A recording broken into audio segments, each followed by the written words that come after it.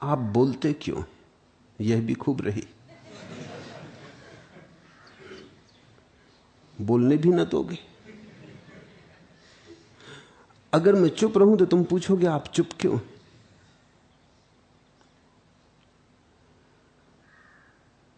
और अगर मैं न बोलूं तो तुम ये प्रश्न किससे पूछते। बोलता हूं क्योंकि तुम्हारे पास प्रश्न है और मेरे पास उत्तर है। बोलता हूं इसलिए कि न बोलूं तो अपराध होगा। जो मिला है उसे बांटना जरूरी है। जो मिला है उसके मिलने में ही यह शर्त है कि बांटना जरूरी है। मिल जाए और न बांटो तो कंजूसी होगी। और सब कंजूसियां माफ हो सकती हैं, लेकिन परम सत्य मिल जाए और न बांटो तो यह अक्षम्य अपराध है। यह कभी भी क्षमा नहीं किया जा सकता। हर सुमन का सुरभि से यह अनलिखा अनुबंध, अनिल को सौंपे बिना यदि मैं झरूं सौगंध। हर सुमन का, हर फूल का सुरभि से यह अनलिखा अनुबंध, यह बिना लिखा कॉन्ट्रैक्ट है, अनुबंध है। हर सुमन का सुरभि से यह अनलिखा अनुबंध, अनिल को सौंपे बिना, हवाओं को सुगंध को सौंपे बिना यदि मैं झरूं सौगंध। तो कसम है झरना मत जब तक कि सुगंध फूलों को सौंप ना दी, हवाओं को सौंप ना दी जाए। यह अनलिखा अनुबंध है, कहीं लिखा नहीं है, किसी कानून की किताब में नहीं। लेकिन ऐसा कभी हुआ भी नहीं। कभी किसी ने चाहा ही भी करना तो नहीं कर पाया। बुद्ध ने चाहा था, 7 दिन तक चुप बैठे रहे थे। ज्ञान हो जाने के बाद सोचा क्या कहूं, कौन समझेगा। फिर जो समझ सकते हैं वो मेरे बिना भी समझ लेंगे।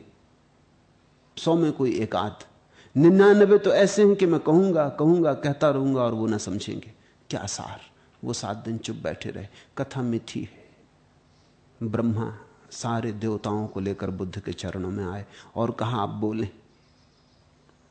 ऐसा कभी नहीं हुआ कि कोई बुद्ध हुआ हो और ना बोला हो। अनलिखा अनुबंध। सौगंध है आपको, कसम है आपको, बोलें। क्योंकि बहुत लोग हैं जो प्रतीक्षातुर हैं। बुद्ध ने फिर वही तर्क दोहराया, कहा मैंने भी सोचा था, लेकिन मैं सोचता हूं जो नहीं समझेंगे नहीं समझेंगे, और जो समझने योग्य है वो मेरे बिना भी खोज लेंगे। 1-2 दिन की देर होगी और क्या फर्क पड़ेगा, आ ही जाएंगे। बात तो जची थी ब्रह्मा को भी, वो भी सोच विचार में पड़ गया कि बात तो ठीक है, 100 में कोई एक समझेगा, और जो समझने योग्य है वो बुद्ध के बिना भी खोज ही लेगा। थोड़ा टटोलेगा, थोड़ी देर अबेर होगी, मगर पहुंच जाएगा, इसलिए कुछ हर्जा नहीं होता। और जो 99 हैं वो सुन के भी समझने वाले नहीं। अब क्या करें। तो देवताओं ने विचार विमर्श किया होगा और वे फिर एक तर्क लेके बुद्ध के पास आए। उन्होंने कहा आप ठीक कहते हैं, कुछ ऐसे हैं जो सुन के भी ना समझेंगे, और कुछ ऐसे हैं जो आपको बिना सुने भी समझ लेंगे, मगर इन दोनों के बीच में भी कोई एक आध है। बीच में भी कड़ी है एक, जो आप बोलेंगे तो समझेगा, आप ना बोलेंगे तो ना समझेगा। किनारे पर खड़ा है, कोई धक्का दे देगा तो गिर पड़ेगा सागर में, किसी ने धक्का ना दिया तो खड़ा रह जाएगा। कुछ तो बहुत दूर है सागर से, आप कितनी धक्का दो वो ना गिरेंगे, गिरेंगे भी तो जमीन पे गिरेंगे, उठ के खड़े हो जाएंगे और गाली देंगे कि क्यों धक्का दिया, हम भले चंगे जा रहे थे और तुम्हें धक्का देने की सूझी। और कुछ हैं जो छलांग लगाने को तैयार ही हैं, उनको धक्के की जरूरत भी नहीं, वो छलांग लगा ही रहे हैं, उन्होंने तैयारी कर ही ली है, बस वो 1 2 3 की प्रतीक्षा कर रहे हैं कि कूद जाएंगे। वो आपके बिना भी कूद जाएंगे। लेकिन कुछ हैं जो किनारे पर खड़े, पहुंच गए सागर के किनारे और छलांग का साहस नहीं जुटा पा रहे। जरा सा आपका इशारा, जरा सा आपके द्वारा दिया गया साहस, वे कूद जाएंगे। बुद्ध को यह तर्क स्वीकार कर लेना पड़ा। और मेरे ख्याल में यह कथा बड़ी बहुमूल्य है, क्योंकि ये सभी बुद्ध पुरुषों के सामने ऐसी घटना घटती है। जब मिलता है सत्य तो एक मन होता है चुप रह जाओ। कबीर ने कहा है, हीरा पायो गांठ गठियायो। अब बा को बार बार क्यों खोले? मिल गया हीरा, जल्दी से गांठ गठियाया, अपने रास्ता चले। बार बार खोलने का और बताना और दिखाने का क्या प्रयोजन? वो सभी के मन में उठता होगा, हीरा पायो गांठ गठियायो। अब कौन फिजूल पंचायत में पड़े? और यहां ऐसे लोगों की हीरा भी दिखाओ तो वो कहते हैं कहां है हीरा, दिखाई नहीं पड़ता।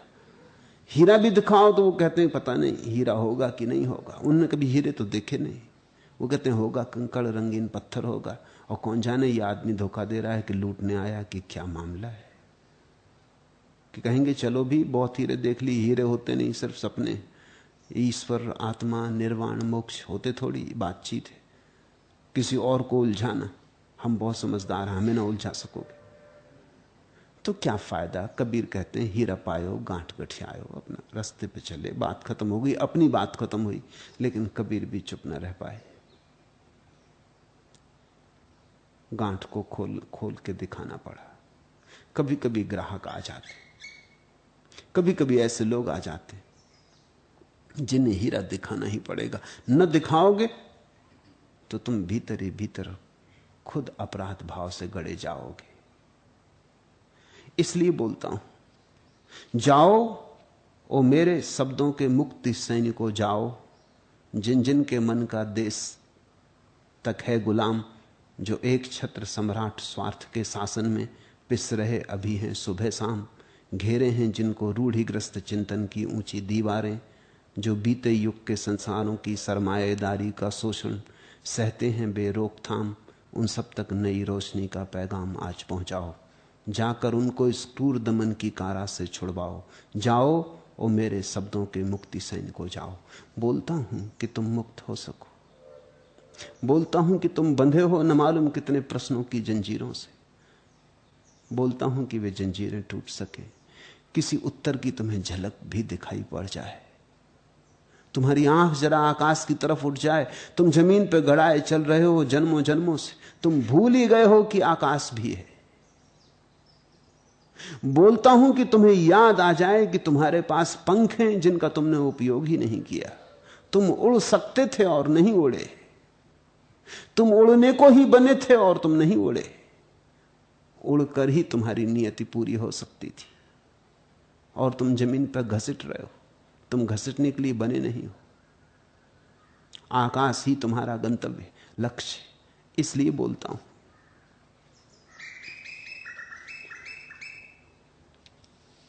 अक्षर से क्षर तक की यात्रा यंत्र, क्षर से अक्षर तक की यात्रा मंत्र, अक्षर से अक्षर तक की यात्रा तंत्र। जो बोल रहा हूं उसमें कुछ यंत्र है, जो बोल रहा हूं उसमें कुछ मंत्र है, और जो बोल रहा हूं उसमें कुछ तंत्र है। उसमें तीनों है। फिर से सुनो, अक्षर से क्षर तक की यात्रा यंत्र। वो जो अक्षर है, जो दिखाई भी नहीं पड़ता,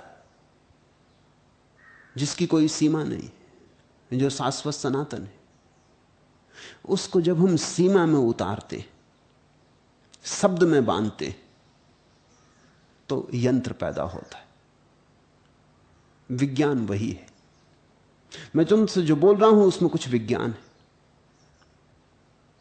उसमें कुछ विधियां हैं। उन विधियों को तुम पकड़ लो। अक्षर से क्षर तक की यात्रा यंत्र, अगर तुम उन विधियों को पकड़ लो, उन सीढ़ियों को पकड़ लो, तो फिर तुम क्षर के सहारे चढ़ के पुनः अक्षर तक पहुंच सकते हो। उसमें कुछ विधियां हैं। क्षर से अक्षर तक की यात्रा मंत्र, और जब क्षर से अक्षर तक जाना होता है तो जिनसे सहारा मिलता है उन्हीं का नाम मंत्र है। जो मैं बोल रहा हूं उसमें कुछ मंत्र है। इन मंत्रों को अगर तुम समझ लो तो तुम वापस वहां पहुंच जाओगे जहां से आए हो, मूल स्रोत तक पहुंच जाओगे। और मैं जो बोल रहा हूं उसमें कुछ तंत्र है। अक्षर से अक्षर तक की यात्रा तंत्र। ये सबसे ज्यादा कठिन बात है तंत्र।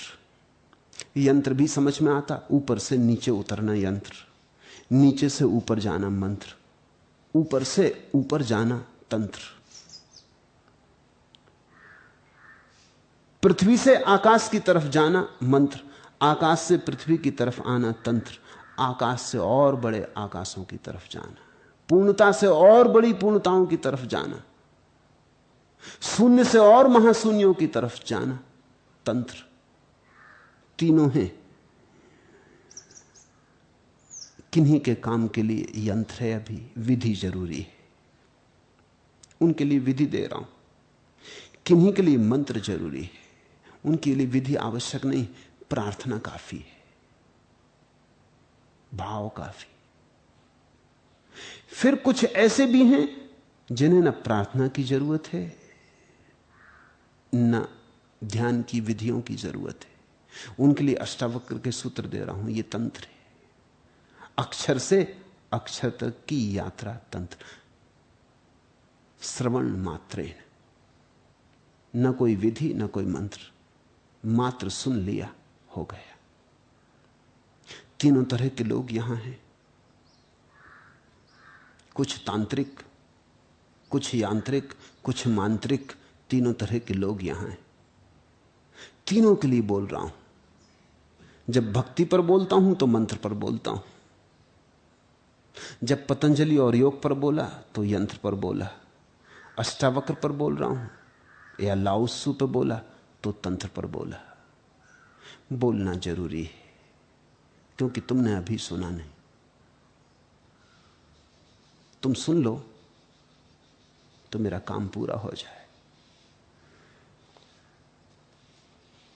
लेकिन जिसने पूछा है वो शायद मेरे बोलने से परेशान होता होगा, उसे कुछ अड़चन होगी। दूसरे भी हैं जिन्हें बोलने में रस आ रहा है, जो सुनने में रस मग्न है, वे कहते हैं और बोलूं। जिसने पूछा है उसे कुछ बेचैनी होगी, शायद मेरे शब्द उसकी सुरक्षाओं को तोड़ते होंगे, शायद मेरे शब्द उसके सिद्धांतों को डमाडोल करते होंगे, शायद मेरे शब्दों के कारण उसकी रात की नींद खराब होती होगी, शायद मेरे शब्दों के कारण उसकी जो मान्यताएं हैं वो उखड़ रही होंगी, उसे कुछ अड़चन है। तुम अपनी अड़चन समझो, बजाय ये पूछने की कि मैं क्यों बोलता हूं, तुम ये समझो कि मेरे बोलने से तुम बेचैन क्यों हो, क्योंकि वही तुम्हारी सीमा है, वही तुम्हारी समस्या है। मेरे बोलने का क्या संबंध है? तुम्हें नहीं सुनना है, मत सुनो। मैं तुम्हारे घर आके नहीं बोलता हूं, तुम यहां आके मुझे सुनते हो। तुम मत आओ। तुम्हें सुनने में कुछ अड़चन होती, कुछ पीड़ा होती, कोई कांटा चुभता, मत आओ। लेकिन यही मुसीबत है, आना भी पड़ता है, सुनना भी पड़ता है। सुनने से मुसीबत भी खड़ी होती, क्योंकि सुनने से क्रांति निर्मित होती। पुराने को छोड़ना पड़ेगा। सुन लिया तो तुम मुश्किल में पड़े। अब तुम बिना सुने भी नहीं रह सकते हो, और आगे सुनने में भी डरते हो, तो तुम मुझसे ही प्रार्थना कर रहे हो, आप ही कृपा करके बोलना बंद कर दें। नहीं, मैं तुम्हारी ना सुनूंगा जब तुम मेरी नहीं सुन रहे,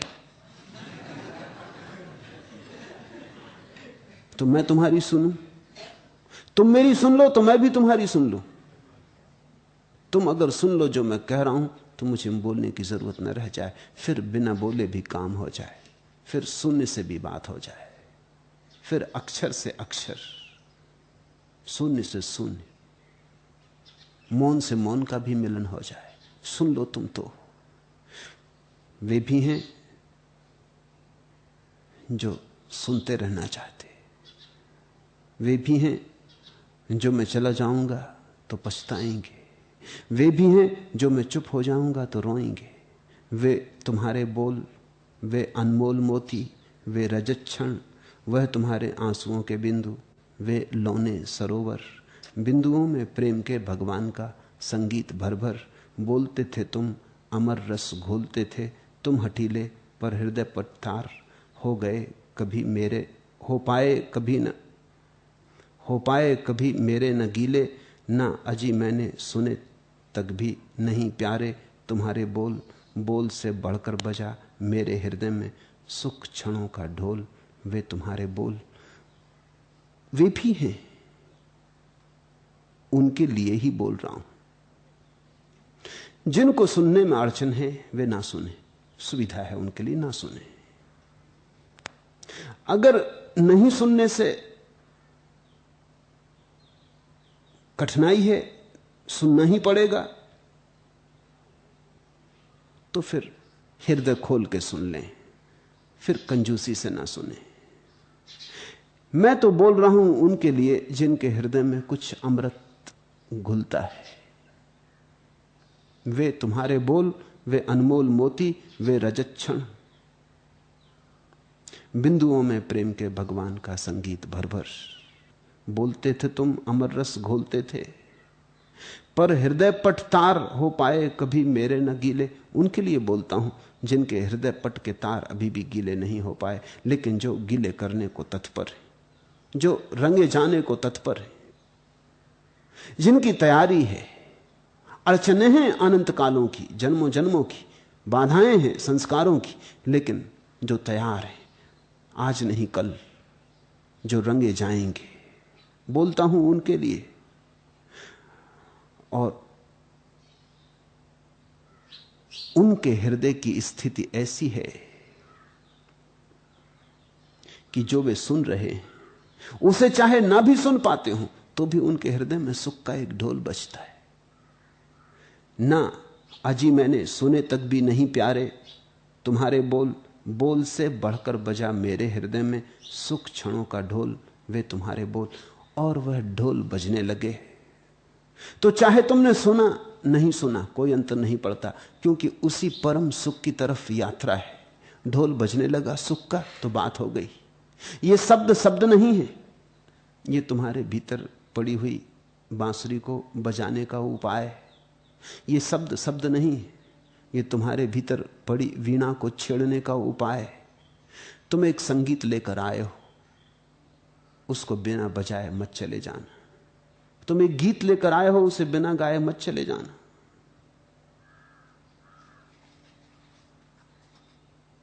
हर सुमन का सुरभि से यह अनलिखा अनुबंध, अनिल को सौंपे बिना यदि मैं झरूं सौगंध। तुम्हें भी सौगंध है, बिना अपनी सुगंध को हवाओं को सौंपे बिना चले मत जाना।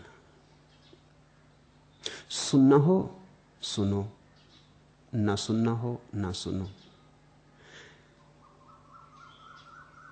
लेकिन सदा याद रखो समस्या तुम्हारी है, ये समस्या मेरी नहीं है कि मैं क्यों बोलता हूं।